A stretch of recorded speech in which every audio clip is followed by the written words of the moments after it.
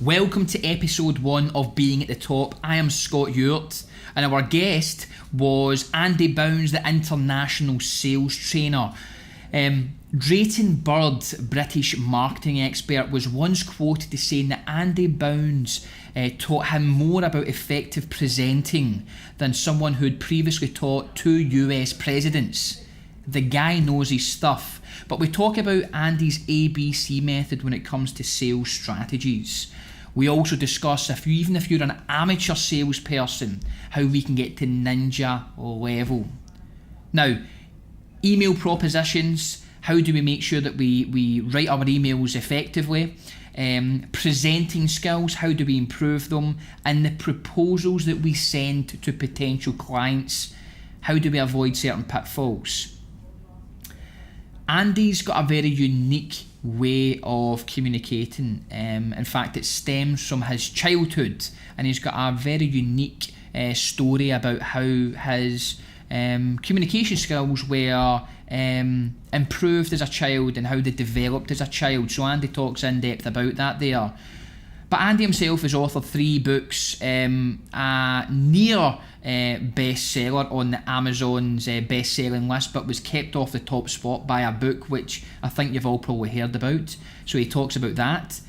This is an interesting one. There's a lot of little nuggets in this interview here around sales, growth, avoiding certain mistakes that quite often when we're doing business development and sales we can often get tripped up on. So get the notepads ready. This is Andy Bounds.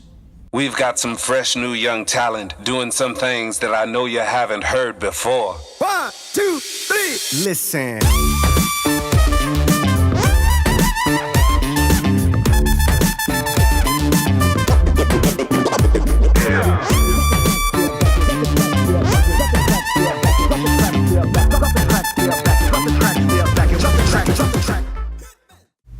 So, okay Andy, thank you. I would normally say welcome, but obviously here we are in your office down in Liverpool, of course. But I'm really excited as a salesperson myself, although I kind of do believe that we're all salespeople in one way or another. But I'm really excited. I think the last time I had seen yourself was in an event in Glasgow, 100 odd people there, great atmosphere.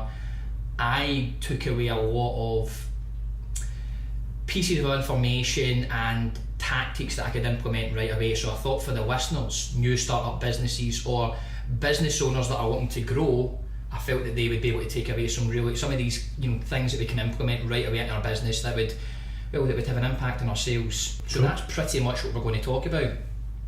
But first of all, just for the people that don't know, I mean, it would be interesting to find a little bit more about Andy, of course, because there's quite an interesting story about how you learned to communicate better, of course, with your mother being blind. Do you mind me asking a little bit more about that there and how that kind of helped you? Yeah, so my name's Andy Bounds. My job is to help companies and people sell more and communicate better. The thing about my mum, you mentioned, she's blind. When you were taught to speak, I imagine it was by someone who was sighted, and when I teach my children I can see, so we tend to teach children visually. We point at things and say, that's a cow, say cow, but obviously mum didn't have that, so without realising it she taught me to communicate through description. Now why is that relevant? Because when we're talking to customers, they are blind to why they should give us money. They're blind to why they should listen. They're blind to why they should see us again. They're blind to why they should read your 20-page proposal that they didn't even ask for. And unless you can say things that blind people like, it just doesn't work. And I remember as a child, sometimes I'd see someone talk to my mum, and they thought they were explaining it well, but she didn't quite get it. So they might get a bit frustrated, almost a bit embarrassed, and she would be a bit frustrated and embarrassed. And I remember as a child thinking, if you just had said that, you would both be happy. Yeah. And actually, that is what my job is now. I look at salespeople and look at their customers and think, if you just had said that, both of you would have been happy. You would have made the sale and they would have been delighted with what they bought. So that's my job. That's it. I help people sell more stuff. And which is exactly, obviously, cash flow probably being the lifeblood of any company, of course, new or existing or growing. Without sales, of course, we don't have that there, so that is exactly what we want to teach the audience to do a bit better, is sell better. But let me just go, back before what you do right now. Was it kind of university, corporate world, or what was the kind of work journey then? Okay, so I've only ever had 3 jobs, so people normally assume that I worked in sales before. I didn't have a sales role. My first job was a chartered accountant. So I left university, didn't quite know what to do. So I thought I'll go for a job which, whatever I end up doing, will be useful. And obviously it's useful to understand finance. And I got quite into it, and I passed my exam, became chartered and all that stuff. And then my second job, I was headhunted by the training company that taught me how to pass my professional exam. So I went to work for them, and I was there for about 7 years. And that's when I started studying about how people want to receive information. So I have this natural stuff because of my mum. But then I started studying adult learning techniques, accelerated learning techniques. How can you say something and teach it in such a way that 3 months later, in the middle of an exam room, a student can just write calmly and get it right? Yeah, so I started really dissecting how I taught and how I explained things. And the great thing about that, because I did it, as I say, for 7 years, and I could tell I was getting better because you have this very black and white measure because your pass rates go up. And at the end, my pass rates were sort of 95% and higher. And the national average at the time was 50%. Now, I live in Liverpool and I love Liverpool, but with greatest respect to Liverpool, the highest pass rates are normally in London because that's where all the brain boxes go.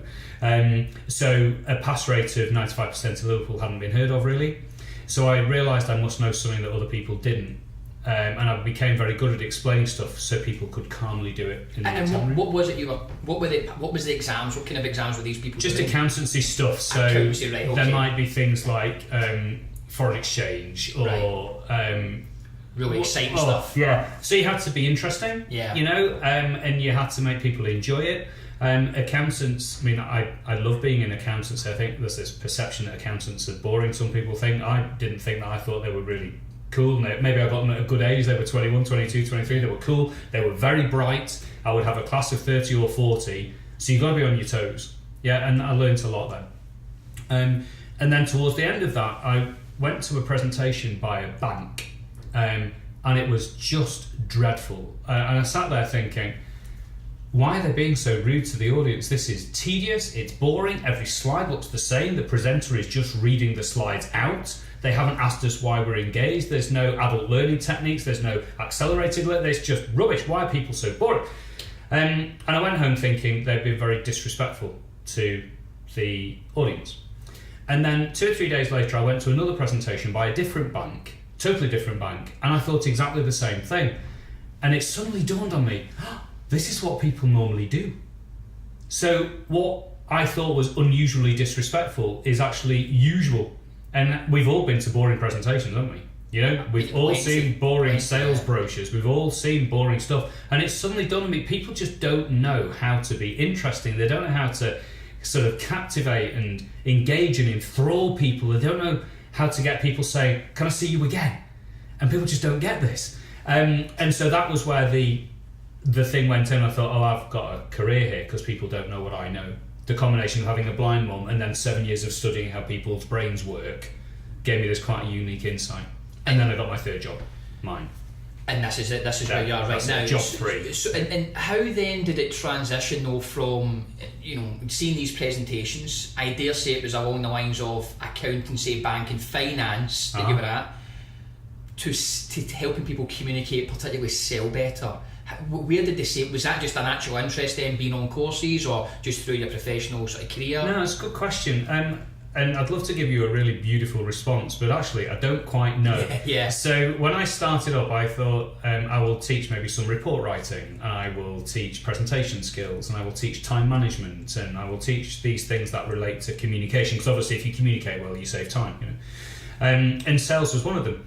And I spoke to a guy called Drayton Bird, who was, if you know anything about direct marketing, he was kind of the guy who founded direct marketing.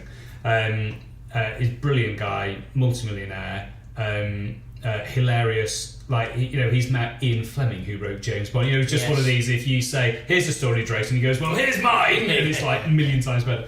And he taught me a huge amount. He said, he's very academic, he's read a lot of stuff, and he says, the way you talk, people just don't know this stuff. And because he's got a marketing angle, he was very much like, salespeople would just swallow this stuff up. I'd never really thought of sales, so he was the one who sort of made me think of it in this way. And also he said what you find is companies often have budgets to improve sales, but they don't have budgets to improve report writing. Yeah, so if your reports are boring, just suck it up and maybe just skim read it. Yeah. But if your sales are boring, you make no sales and you go bust. Yeah. So there's often money somewhere that companies will find. So I went there because that's where the money was, kind of. Absolutely. Yeah. So it wasn't my passion. Communication is my passion, Yeah. but sales is a subset of that.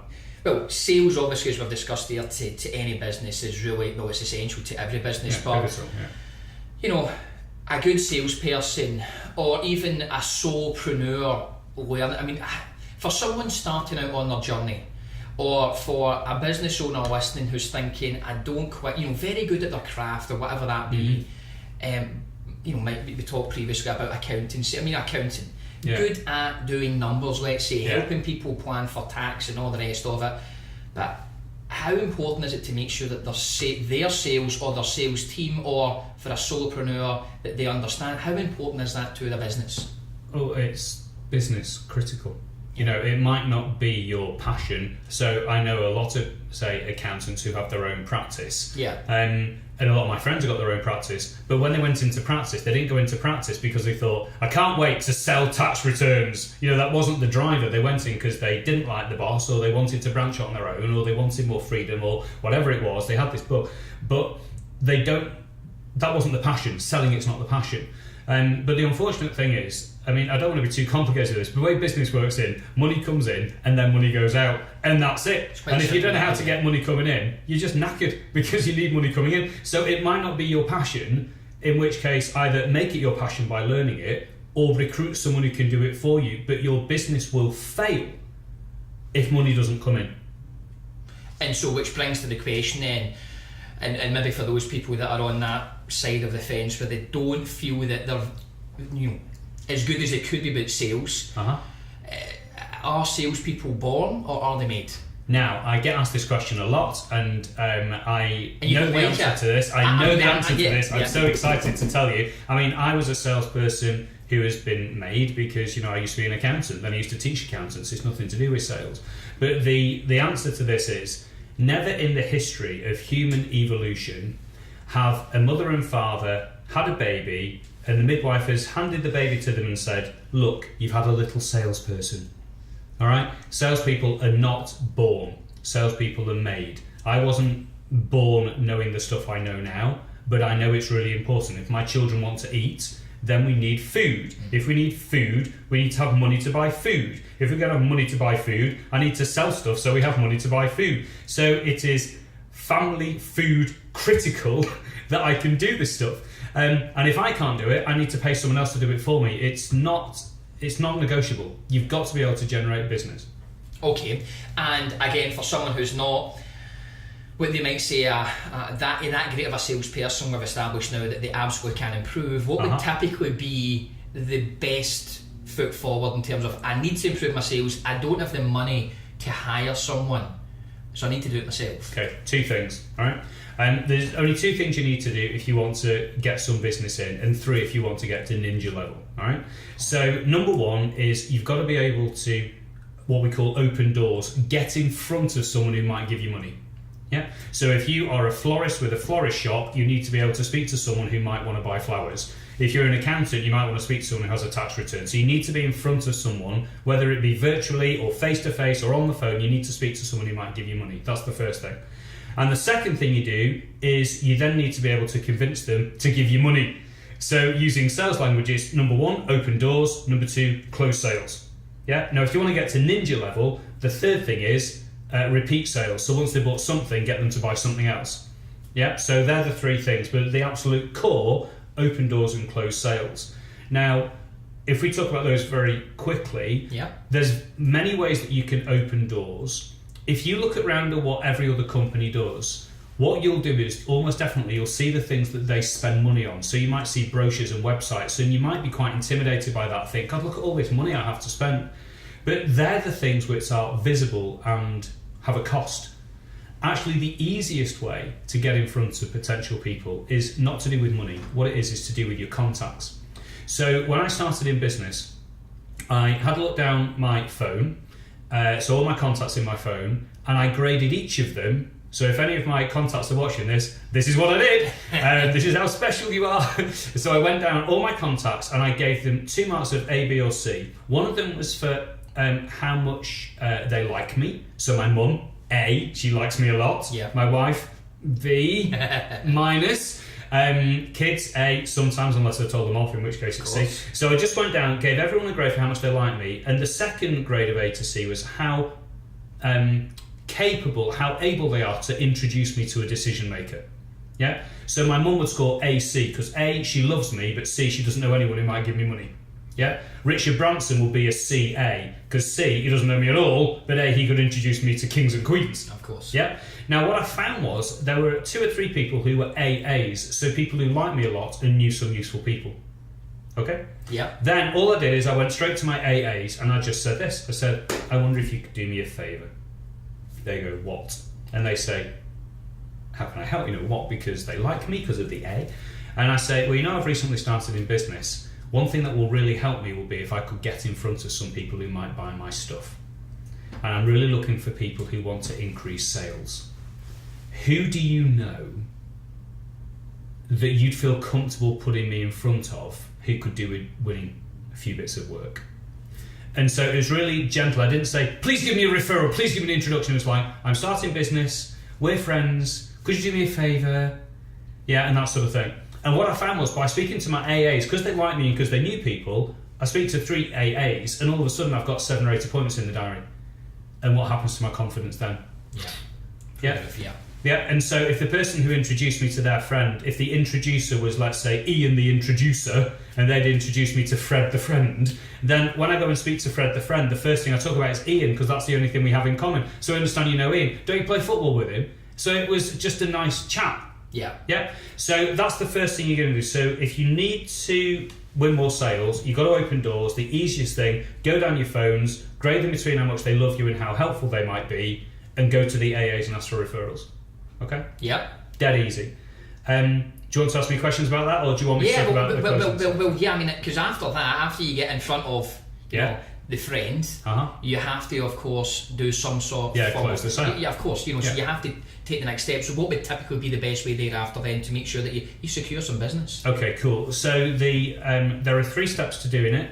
It's what I call my ABC. I was really pleased when I came up with this. I was so clever. Nobody else. But it's not the traditional ABC, is it? No, it's not. It's a different ABC. It's not the song by the Jacksons or anything. So what the A is the first thing you need to find out is what I call the AFTERS. And what I mean, and you won't have heard of AFTERS because it's a word I've made up. But what I mean by AFTERS is what's the client looking for after the work. So if you're an accountant, you don't say we do tax returns. You would say something like, are you happy with the amount of tax you're paying, or would you like it to be less? Yeah. So after seeing an accountant, you want to pay less tax. After seeing a lawyer, you don't want to go to jail. Yeah. After seeing me, you want to win more sales. So my question wouldn't be, would you like to hear about me? My question would be, tell me about your sales. Are they as high as you'd like? Yeah. Oh, yeah. If you're a website company, you might say, tell me about your website. Does it generate as much interest as you want it to? So you want someone to say, my life isn't as perfect as it could be, and I'm looking for more sales or more time or a better work-life balance or whatever it might be. Of course. Okay? But it's really important you remember, nobody cares about what you do, they care about what they're left with after you've done it. Got you. I don't want an accountant, but I don't want to pay tax. I don't want a lawyer, but I don't want to go to jail. Nobody wants me at all, but they do want to make more sales. Yeah, and dreadfully sad though this is to anyone watching this, nobody wants you. Yeah. All right. They don't want your products. They don't want your service. So don't talk about them. Find out why they want to be better off after. So you ask some good questions. So that might be, what are you looking to achieve? What will make your business better? I see you doing X at the minute. Are you happy with what it's doing? So you ask good questions. That's the A phase. The B, once you've done that, you then build certainty. And what I mean by that is if somebody says they're looking to reduce their tax bill, then you say, oh, I can help you with that. And they go, how? And then you just maybe give a story. Well, for example, I know someone who does the same job as you, and I saved them 20 grand last week. And people go, did you? How did you do that? Or maybe you talk about what your process is. Well, I can help you with that. So what I do is I get your tax returned, and I'll do this, and I always find something where you can have your money back. So you give this certainty. So straight away, people are thinking, wow, this guy asks good questions, sees I want to reduce tax, has told me he helped one of my mates save tax by 20 grand, and has shown me that I'm going to get my money back if he doesn't save tax. Yeah. Now I'm interested. Yeah. And the C stands for close. And what by I mean close, you just need to close the sale. Now, close the sale, a lot of people find this quite a scary phrase. Close the sale basically means get the customer to say yes. Now, the general rule with a close is if you say a question which is a yes or no, they could always say no. So if I say, so I could help you, it's going to cost you £20, do you want to do it or not? They could easily say not. But if I say, so I can help you with that, and the good news is there's a couple of ways. So one way I could come in, I could do this, that'll cost 20 quid. But another way, because I know money's a bit tight, I could take out that and I could take out that and that will take the price to 10. So you're getting less stuff, but it's now £10. So you've got the 10 or the 20, I mean, which do you want to do? Yeah. So the traditional, what I would say, the alternative type of close, if you were putting an old-fashioned sales. Yeah, so the alternate close, if you want to use sales stuff. Yes. If you want to use just English, give them a choice of yeses. Yeah. Don't give them a yes, no. A yes one, a yes two. Absolutely, yeah. So it's a bit like if you have children, never say to your children, do you want to go to bed? Just go, no, I don't. Yeah. You say, hey kids, when do you want to go to bed? You go, now, go in 5 minutes, go in 10 minutes, I don't mind, when do you want to go? And they feel empowered, but what you're really saying is, bed. Yeah. And when you say to the customer, I can do this or this, it's 20 quid or 10 quid, what do you want? They feel empowered, but basically what you're saying is, buy something. Yeah. So very quickly, the ABC, A, afters, find where they want to be after you, that's good questioning. B, build certainty by telling stories and giving examples. And C, close it off by giving them a couple of options. I could do X, which costs this much, or Y, that costs this much, which do you want? Yeah. And that's it. And that doesn't matter whether you're selling £1 billion thing, yeah, or you're selling flowers to someone who's come in your florist shop. It's exactly the same. Find what they want, prove you can do it, and then give them a choice. Okay, and actually the ABC model, from going back to when I seen you in Glasgow, that was actually one of the things that I remember quite clearly actually. How simple, not sales and gimmicky, like you might find in a lot of chatting. It's communication that way, isn't it? But of course, one of the things, because I'm thinking, so someone listening to this then understands the ABC philosophy, but in order to get their offer out, sometimes it might not be like sitting down with the client saying you can have A or you can have B. It might be fantastic, you need to compete with other proposals. Sure. And I know you've got quite strong opinions on, presentations, in terms of delivering keynotes and the About Us pages and the do's and the don'ts. So traditional proposals, first of all, when showing someone, will come to the email and how you maybe deliver emails, etc. But what are the do's and don'ts of proposals, or how can you really, let's start with how can you really kill your chances of a sale by just doing a very bad, here's my proposal? Right, okay. I hate most proposals I see. Yeah. And sometimes people say, oh, hate's a strong word, and you go, no, it's not strong enough. I bloody hate them. They are rubbish. They are boring. They are long. The person who's written them has heard of something called the thud factor, and think if it thuds on the desk, the customer will be delighted. No, the customer thinks, I have to read this bloody thing. They're not delighted at all. So, proposals, there are two things. Number one, follow the ABC. So when you're writing it, follow the order. We've agreed this is what you're looking to achieve. Less tax, bang, bang, bang. We've agreed this is how I'm going to do it for you. Then you do the build certainty, and then you close it off and we said there are two options. This is £10, this is £20. So just hit reply and tell me which one you want. So the proposal just follows ABC again. Okay. So your top paragraph focuses on the A, next paragraph on the B, bottom paragraph on the C. You might do it in a page. Yeah, but that was going to be one of the things. So there doesn't need to be 10 pages, 5, 1. No, just short as possible. Yes, yeah. And because I said there are two things with proposals. So one of them is you're probably going to follow the ABC thing. And the second thing is agree with the customer up front what you're going to write in the proposal. So I was talking to someone on the phone this morning and they said they want to work with me, and they said, can you send over a proposal? And I say, yeah, sure. What do you want in it? He said, what do you mean? I said, well, can we just quickly agree what the headings are? Because then that way you only get the information you want. Like, if you don't tell me, I'm going to write 20 pages and it'll be rubbish. And so she said, well, I just want this and this.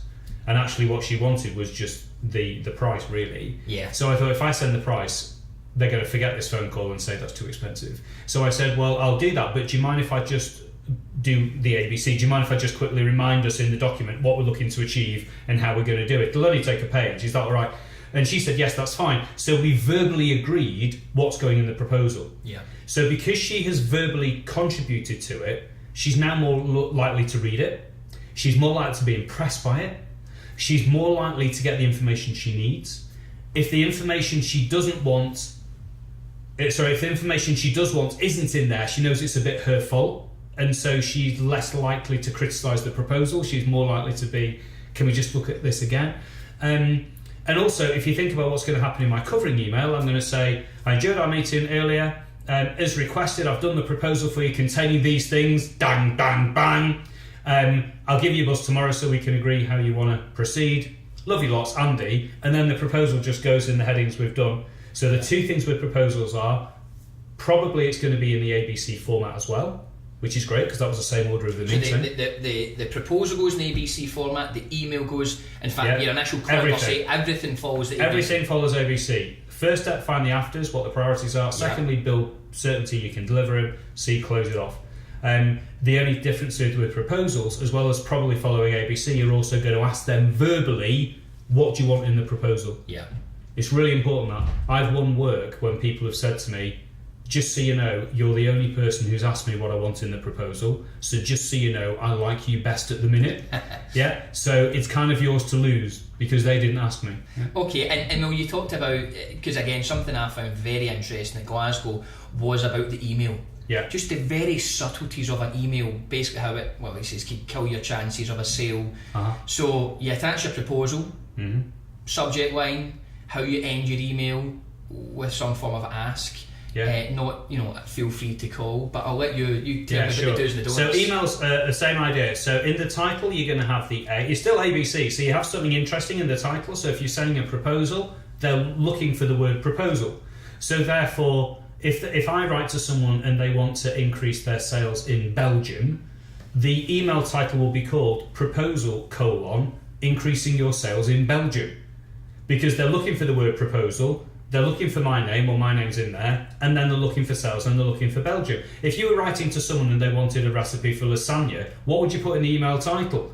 Recipe for lasagna. What do most email titles have in them? Things like, FYI, proposal attached, miscellaneous. I mean, most email titles are rubbish. I mean, have a look at your inbox and try not to burst into tears. They're just dreadful. And then have a look at your sent items and try not to burst into tears, because we can all do boring email titles. Absolutely. Yeah, you've got to do interesting titles. So if it's a proposal, very easy. You put the word proposal, then a colon, and then what their number one after is. Helping you sell more in Belgium, helping reduce your tax bill, helping you stay out of jail. That all goes in the title. Yeah. Then you do the body of the email, nice and short. I always like saying, dear, name, and then I say, I enjoyed our meeting.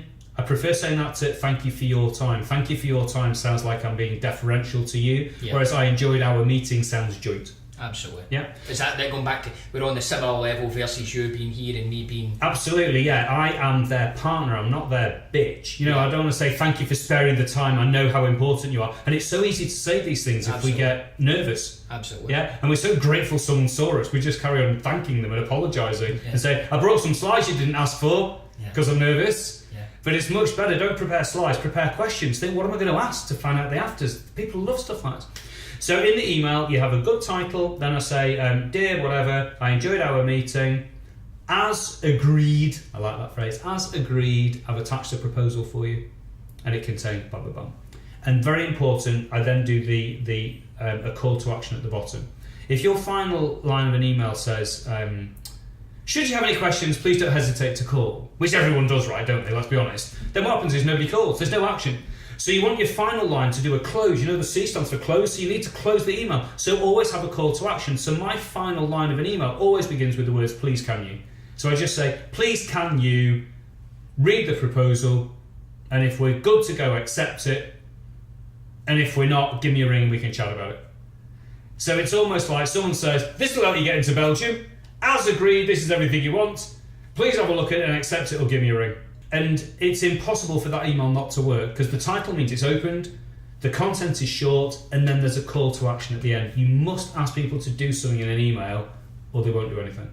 Yeah, I dare say, you've seen I've probably all done and seen badly written emails, but I know the John email at the sales company. Do you mind me asking about that one again? Yeah, because funny, I think this is actually, I know I've been guilty of that. Yeah. Maybe not as aggressively, but tell, if you can tell that story, because that was quite enjoyable when I know the book. But so there was a sales director in a company who had written an email out to his team, and nobody had replied to it, and he'd asked for some feedback from me, and so I'll tell you what the email said, and I'd like you listening here to see if you can tell what this person had done wrong. He called the email figures, so there's no afters in that, it's called figures, and then he wrote in capitals, which obviously means he's shouting, "Everyone," a new paragraph, "I am fed up with chasing you for your figures every month," and he'd written all this.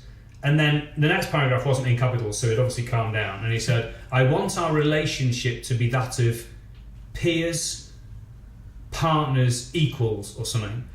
"But increasingly I'm finding our relationship is becoming that of parent-child." Final paragraph, John. And so he wrote this. So he said, "Figures, I'm fed up with all of you. I want you to be equal, but you're basically children." And so I said to him, "Okay, John, we do things a slightly different way, but we need to rewrite this. Firstly, what was your call to action? What did you want people to do?" And he said, "I wanted them to send the figures." I said, "You didn't ask them?" He goes, "I did. It says figures in the title." I said, "But when I read this, I just saw you shouting, then you called me a child. You didn't ask me to do anything." And he goes, "Well, I need the figures." I said, "We haven't written it down." So I said, "Let's rewrite it." And he wrote down the final paragraph which said, "I need you to send the figures." And I said, "No, need is rude. Say, please." And he goes, "I do need it." I say, "I know, but need is rude. If I say to the kids, I need you to go to the bed, my kids will say, well, I need you to learn some manners, Dad. You tell us off if we don't say please." So please can you send me the figures? Put a timeline on. Please send me the figures today. Put your action on. Please send me the figures today, and then I'll put them in the system for you. I mean, that is just so clear now what to do. The trouble is the email is still boring because it's called figures. So I said to him, "Why will they be better off after these figures?" And he said, "Well, I'll know the figures." I said, "Yeah." He goes, "Well, I'll put it in the commission generator." And okay, yeah, go on. And what happens after that? I said, "Well, they get the commission."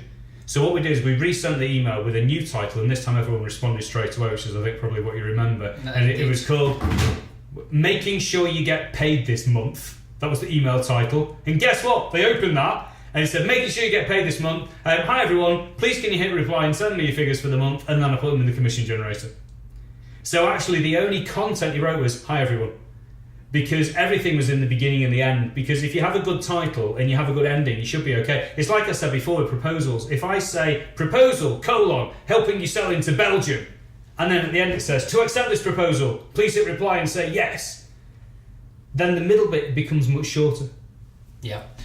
And actually on the sales director, sales manager, someone with a sales team, one of the things we spoke about in Glasgow was about the sales meetings, and I was desperate to ask you the question because you basically says, everyone hates those Monday morning meetings, and typically they'll go on too long and all the rest of it, but sort of sales training, sales meetings, how does a sales manager or company owner or sales director get their salespeople to improve? I mean, is there traditional training methods that they should regularly go over and hold certain meetings? Can you just elaborate on a little bit of that? Of course, yeah. So there's lots of ways that you can improve salespeople's performance. The general rule is to remember with any walk of life, people do things based on the habits they're in. They don't do things based on best practice. So we all know people who are trying to lose weight, but they just can't because the habit is they have a pizza every Sunday and they have biscuits every morning. And there's just nothing they can do about it because they say we're just hardwired. Now, habits are good because when you clean your teeth in the morning, you don't think, how do I do this again? And when you drive home, you don't think, what's the journey home? Because we get into habits. So our brain seeks to automate stuff, but that can have a bad thing because if you have a Monday morning meeting, which is dreadful, and you always have it, well, you're always going to have it. Yeah. So you just have these meetings which are rubbish and everyone hates, including you, and we still do them. So the important thing to remember is your salespeople, the reason they're doing what they do is because of the habits they're in. And habits are long-term things. So you're not going to change your habit by doing a short-term training event. Yeah. Okay? So training is essential, but it's not enough on its own. So, for example, when we work with companies, if they say, we want a day of your time, and say, well, I wouldn't do that if I was you. I would have 2 half days of my time. So let's work with them for a bit. I'll come back in a month and we'll do another half day. But when I come back, everyone has got to have sold more stuff using the techniques they learned then. They can have my mobile number, they can ring me every single day in between, so I'll coach them if they need coaching. They can send me proposals to review, I don't care, but when they come back they have to have... And what we find is that transforms the sales because they know they're on the hook for doing it. Yeah. They know that they look stupid if they haven't because all their mates have done it. And so what I find then is you help people change habits because of the long-term impact. Now, if you don't want to invest money in someone like me, that's fine, but if you're a sales manager, if you teach them something, they have to know that you're going to check up on them in a formal setting in a bit. So let's say someone watching this says, right team, our proposals are rubbish, I want you all to watch this video and then change your proposals forever. That's fine. But if you said that and also say, and what we're going to do next week is I want you to all print out the first page of the first proposal you've written after today, and we're going to look at each other's to see what we've all done, well, that's different because you're now on the hook for doing it. Yeah. So if you want to improve performance, yes, teach people stuff, but then there has to be a follow-up. They have to know they're going to be watched. Accountability in that sense. They have to know they're going to be watched. So if you're going to do training, that's fine, but there needs to be follow-up. There needs to be accountability. Other training, so for example, I've recorded loads of videos, and the reason I've done that is some people say, if I have a day's training on networking, I can have whatever follow-up you like, but if I don't go networking for 2 months, I might forget it all. So that's where sometimes people do, they want videos, like whether it's mine or someone else's, because if you go in networking, you can just watch my networking video before you go networking. So as you're on the way to Chamber of Commerce, you just quickly look at it on your phone for 3 minutes, go, oh yeah, that's what I'm supposed to do. Yeah. So I'm a big believer, it doesn't matter how you train them, whether it's face-to-face, it's on the phone, you have to train them a bit, at least, do more than nothing, but you have got to follow up with accountability. Yeah, they have to know they'll be watched. Do you think that the sort of career as a sales professional is not really seen as a proper career in the sense that people they see it almost sometimes as a bit of a stopgap? You know, how many times people are almost ashamed to say I'm in sales. I mean, a good salesperson, do you think or the very best salespeople, do you think they are the ones that are daily looking at content to improve themselves, reading books like your own or other authors out there? I mean, is that essential if you really want to be first class when it comes to sales? Well, I mean, I think so. I mean, if you're going to, unless someone is going to be born with some heaven-sent talent that nobody in the history of humankind has ever had ever, and can do it better than anybody else in the history of humankind has ever done ever, yeah, well, crack on, good luck to you. Yeah. I think the best way to master anything is you find someone who's an expert at it and you copy them a bit. It's a bit like if you were suddenly going to go and play football, say you were a left winger and you're going to play football, the first thing your manager's probably going to do is say, look at these videos of Ryan Giggs when he was playing, look at Gareth Bale when he was playing, look at Thierry Henry when he was on the left and he came in, look at people who are on the left and see how good they are and see what they do, look at Sane who plays for City now, so look what position he does. So that's the way in any walk of life. The quickest route to success is you find someone good and you copy or learn from them. Yeah. Now whether that's a sales trainer or your boss or whatever, it has to be someone. Yeah, because the odds of you working out in your bedroom quicker and better than the rest of humankind ever, it's not going to happen. It's not likely. Yeah, and almost like, sorry, just one thing I just want to say. So sometimes people say, I don't have the time to be trained, I don't have the time to read up on stuff, and I think that I don't have the time not to. Yeah. You know, if I want to master writing proposals, say, I can either speak to someone who's closed loads of brilliant proposals and read what they've done and make changes to it, or I can just try and devise my own proposal route. I mean, the quickest, laziest, coolest way to get better at anything is to find someone good and copy them. I feel this very strongly. I'm getting on my own nerves with the passion I'm talking about it. But if you just sit there thinking, I don't know what to do, I'll send out what we sent last week, even though last week it didn't work, I mean, that's just nuts. Yeah. And actually, for those people that say, okay, I want to be better at sales, but because I don't have the time, you know, I can't fit these things in. I mean, how important is diary management and program? You know, is it important to a salesperson? Yeah, one that wants to be good. Yeah. So people often say the phrase, "I don't have time," and they often say that for things that they don't really quite want to do. So I've heard people say, yeah, we moved house a few months ago and we've not had time to empty all the removal crates yet. I did play Call of Duty for 12 hours. There's always time if there's something's important enough. And what I found in my corporate life is that what people have the time to do, it tends to be what's in the diary. Yeah, and if it's not in the diary, you have to fit it around what's in the diary, and you haven't got time for that. So let's say you want to do the idea I said before of going through your phone to find all the people who are going to be the AAs that you're going to ask for introductions to. I bet if you look at your diary, you haven't got time to do it, because nowhere does it say, go through my phone. So you go, well, that's a good idea, Andy, but I don't have time, so it's not going to work, so his advice is rubbish, and he's rubbish, and there's nothing I could do. Yeah, a lot of people do all that, but their brain processes it so quickly, they don't realise they've done that. Whereas the way to find time to do it, and stop me if this is too advanced, is you look at your diary and you put in half an hour, go through my phone to find the AAs. And that's it. And all of a sudden you've got time to do it. You would physically write that in the diary. Absolutely. Make X amount of cold calls. Yeah, that's right. So for example, I don't like cold calls. I like hot calls, like referrals. Yeah. So I have in my diary every week a 20-minute diary entry which says, ask for a referral. And it's in my diary, so I always have time to do it. I don't mind if they say no. It doesn't say get a referral or else. It just says ask for a referral. And it's because it's in the diary, I always have time to do it. Because I know it's important, I always do it. And I'll have lots of holidays this year, but let's say I work for 40 weeks a year. That means I'm going to ask for at least 40 referrals. Now, I don't get 40, the world doesn't work that way, but I get an awful lot more than none. Yeah. Now, I am very, very busy, I'm very successful, but I can find 20 minutes in my diary because it's important to me. I gave the example when we were in Glasgow about, and I'm not proud of this one at all, about how when my business got very successful, how I didn't have time to get home to bath the kids when they were young. I did manage to read them the story afterwards, but I missed bath time because I was busy. And it suddenly dawned on me that I'd just got my priorities all wrong. So what I did was I changed my diary, so between 5 and 7 every day it says kids, and it's in the diary.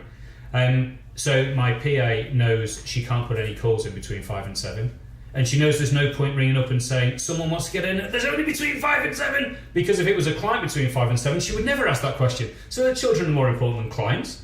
Like, it's just nuts. So, and so because it's in the diary, I always have time to bath them. Yeah. Now, it's a sad ending to this story because they don't like me very much because I keep saying, like, shut up. But those 3 words, time, priority, and diary, mean the same thing. Time, priority, and diary. So anyone looking at this says, I don't have time for sales training, means they aren't prioritising it, which is fine if you don't need to, but it's not fine if you do need to. Absolutely. And I can guarantee it's not in the diary. And I think for a lot of solopreneurs or business, the phoning for referrals or doing enough sales activities or sales generating activities, they're not prioritising it, which is why it's so important, obviously, and that's why I asked the question. Yeah, you've got to do it. Now, I'm very blessed that I only need to do 20 minutes a week now. I didn't want to start it because no one had heard of me. So I can't remember what my diary was then, but I wouldn't be surprised if I had, say, 4 or 5 half-hour slots. Yeah.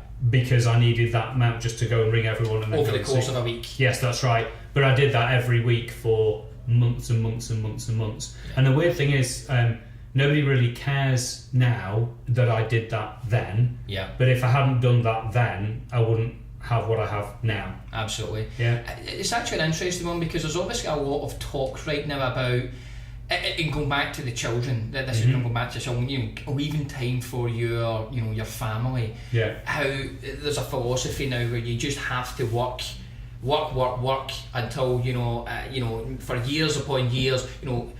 People are often talking about hustling and grind and those kind of buzzwords there. How important do you think it is to actually have some sort of normal life activities, family? Well, I think it's essential, yeah. I'm not into this work life and home life. I think you just have life. Yeah, absolutely. And it has to be in balance. And balance, so quite a lot of people over the years have asked me because I have good balance, so they ask me what my balance is, and I say, well, I'll tell you, but it's not really relevant, I think, because it's balance for me because it suits my life, yeah? But it's pivotal. So it's things like at the beginning of the year, and if you've got your own business, this is very hard to do, but at the beginning of the year, think, when do I want to take holiday? let me put it in now. So the kids are off in August, so I'm just going to put in a week's holiday in August. I need to put it in the diary now. Yeah. Because what will happen is, you won't do that because you have a panic because you haven't got time in January and February, and all of a sudden you get to sort of March, April, May, then like you're thinking, I really ought to get away with the kids. But then of course the holidays are getting expensive, things are booked up, everybody else has already got their holidays sorted, then you feel really bad about it, and you get this vicious spiral. So things like, I'm going to put holidays in, I'm going to put bath time with the kids. I mean, I choose 5 till 7, other people might choose 6:30 till 7. It doesn't matter what it is, but if you don't put in those important things, they fit around work, and life's not supposed to be that way. You want things to be in balance. Going back to the diary side of it, and how you're physically right in there, family time within the diary, do you do that with all of your activities? Obviously in tradition people just put their meetings in there, but your call or your warm calls hopefully for referrals. But there's this sort of discussion right now where it's to-do list versus actually inputting something in the diary. So I only deal with my emails between 9 and 10, for example, or whatever you want. What way do you favour? So the thing that works for me, and it might not be right for other people, the thing that works for me is I'm a bit of I have had this feedback, I'm a bit of a diary tosser. Right? So if it's in the diary, I do it, and if it's not in the diary, I magically don't have time to do it. And that suits me because I only want there to be one thing I'm looking at. Because if I have a diary and then I have a to-do list and then I have a list of people I'm going to cold call if there's time, and then I have, it's just too confusing. So because I said before, you don't have a work life and a home life, you just have a life. So therefore my diary is for my life. So the same diary has sales workshop 9 till 12, and in the afternoon it says kids 5 till 7, because I just have one life. So the diary manages all that for me. If I have a to-do list, which I wouldn't have because I would just put things straight in the diary, but some people like a to-do list as well, you're going to have to, it sounds daft, but you're going to have a diary entry which says do the to-do list. Otherwise you don't have time in the day to do this list, and that can get very stressful because you keep, I mean, we've all done this, you think I'm going to do things, I'm going to do at least do thing 1, 2 and 3, and you get to the end of the day and you just have another point 10, 11, 12, 13, you haven't done any of it. But there was no time in the diary put aside to do it. And another thing is, well, as far as finding time to do stuff, a lot of it hinges on willpower. So basically the way the willpower works, willpower is like any other sort of energy. You wake up in the morning and you have energy and you go to bed at night because you're knackered. So energy goes down during the day. It's often better in the morning, then you have the post-lunch slump, but generally it goes down. So the only thing that doesn't take willpower is stuff that you're in the habit of doing. So let's say you're in the habit of going jogging every evening. You might think, I'm going jogging this evening, and you will, because it doesn't take any willpower to do it because you're in the habit of doing it. But how many people do we know who, when they want to lose weight, they wake up in the morning and go, God, I feel a bit fat today. Oh, I'm not getting up now. I'll go jogging this evening. But they're not in the habit, and it takes willpower, but all the willpower's gone by the evening. So they just like eat Nutella with a spoon in tears, thinking, tomorrow I'll do it, tomorrow I'll do it. So if some of the stuff I'm saying now you think, this is good, but it's going to take willpower because I'm not in the habit of doing it, do it first thing. So if you like the idea of 20 minutes a week given to asking for a referral, just put it in tomorrow morning, like 8:30 till 10 to 9. Just get it done. Because if you can't be bothered doing it then, you're not going to do it after lunch, are you? Because you're full and stuffed and it's the graveyard shift. So all your important activities, get them done first thing. Important and hateful. So if I have to do something I don't want to do, it's got to go in the morning because I'm going to hate it anyway. Then there's a great book by Brian Tracy called Eat That Frog. Basically he says, if me and you have a frog on our desk and we both have to eat it or we're going to be murdered, whenever you eat it, you're probably going to vomit because you're eating a live frog. So I would just get that down. I would vomit straight away and it's done. You might look at yours and go, oh God, it's a frog. Oh God, it's a frog. Oh God, it's a frog. And you might pick it up 12 times during the day and you're thinking about this frog all the time. And then when you eat it, the vomit's not less. The vomit's still the same. But you've had all that grief beforehand. So anything important gets done in the morning, and anything frog-like horrible gets done in the morning, because I would rather do it quickly, and my brain's at its best in the morning. Fantastic. So one last one just to kind of summarise for all the listeners there, and it's really we'll summarise everything we've discussed really, but anything else that you might want to add. We've established that we all need to sell better to make sure that our business survives, let alone thrives, but summarise it for me. The average salesperson versus the great salesperson. Perfect. So, and this is great because this is just a summary of stuff we talked about before. The really good salespeople know that there are two things to do: open doors and close sales. And so the really good salesperson tries to do both of those every week. And therefore, the really good salesperson probably has something in their diary to enable those things to happen.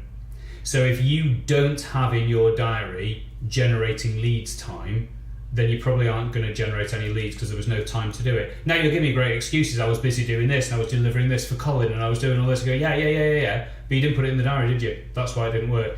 So the really good salespeople know you've got to open doors and you need something in the diary to find time to do that. And you've got to close sales. Now, when you close sales, all the best salespeople I've met follow the ABC format. They don't call it that, they call it something else, or they just do it naturally. But A, they find the afters, they find out what the customer's most interested in. B, they then build certainty that they'll get that thing, and then C, they close it off. And so the thing to remember is the really good salespeople open doors, close sales. They're able to do it because they're in the diary. If they're going to open doors, probably they're going to use referrals first because it's easiest. If they're going to close sales, they're probably going to use ABC because that's easiest. When they write proposals, the proposals will follow ABC because that's easiest. This is what you want, this is what we're doing, this is the price, which option do you want? Yeah. When they do emails, their emails will be interesting, ABC, title, and then you build it, and then you close it off, so includes where you do X. But more than anything else, the really good salespeople keep learning. Yeah. So they keep learning, and they have this curiosity, and they want to get better. So, so anyone watching this, I would suggest, if you're not someone who reads books, just go on YouTube and type in sales techniques and see what comes up. Type in my name if you want. There's loads of free stuff on YouTube. If you don't like videos, you can get audio stuff. If you think I'd rather go with mates because I know we can keep ourselves, then go on a local course, even a Chamber of Commerce thing about how to sell. Just help yourself get better. Because I know you think you're above average, because everyone thinks they're above average. But how averages work, half of us are worse than average. Yeah, that's a horrible thing, but half of us are worse than average. That's what an average is. So elevate yourself above the norm by learning. Anybody listening or watching, where will they kind of find some of your materials? I know you've got books and you're sort of no doubt on social media and website. Tell the listeners where you are. So my name is Andy Bounds, and anything that's to do with me, if they type that in, that will help. So if they're interested in the books, if they type Andy Bounds in Amazon, my 3 books come up there. One of which was, to say it was successful is slightly an understatement. Yeah, it was cool. That one. So that one, I know the one you mean. That was the first one, the Jelly Effect, which I have this screenshot, which it was just before the final Harry Potter, the Deathly Hallows book came out. And obviously Harry Potter is number 1 and 2. Damn, but my book's number 3. Yeah, but apparently 3 looks quite close to 2. The difference was about 50 billion sales or something. So Andy Bounds on Amazon there. I said before about the online videos. That's Andy Bounds Online. I'm really proud of those actually, because if you go in networking and you're nervous, you just watch the video before you go in. So is that YouTube or Andy Bounds Online? There's the website Andy Bounds Online. Okay. Yeah, so andyboundsonline.com. And there's a small cost with some of the videos, but there's 3 of them which are free. Yeah. So if you go to Andy Bounds Online, just search out the free ones if you want. If people just want to email me, my email address is andy@andybounds.com. And I've no interest in doing this if it doesn't help. So it's an open invitation. I always reply personally. It's not my colleagues who do it. But apart from that, just change one thing, or if you don't like the phrase one thing, change more than nothing. Just change more than nothing. Because we're creatures of habit, and if you're not careful, what you did last week will be the same as what you did last week, even if last week made you unhappy. So change one thing. Just change your proposal thing, or just change your diary to say I'm going to do a hot call once a week, or just change your proposal template, or just change more than nothing, and you're better than you were. I think on that, just change more than nothing. Andy, thank you.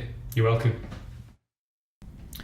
So there we have it, a conversation with international sales expert Andy Bounds. Now, what we're all about here in terms of the proper method of learning is now going back and dissecting the good, taking the gold and getting rid of the dirt. I urge you now to head on over and listen to the next podcast, Getting to the Top in 10 Minutes, where we will basically deconstruct Andy's conversation and working out how we can properly implement it into our business. It's for the love of the shit that I do it, and I'll give my last breath to prove it.